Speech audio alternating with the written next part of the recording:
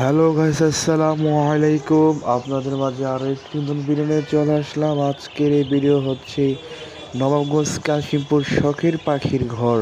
এখানে বিভিন্ন রঙের পাখি রয়েছে, বিভিন্ন জাতের পাখি রয়েছে এবং খাদ্য রয়েছে। এখানে আসলে আপনাদের পছন্দ মতো পাখি কিনতে পারবেন। লোকেশন কাশিমপুর, কবরস্থান রোড, নবাবগঞ্জ, ঢাকা।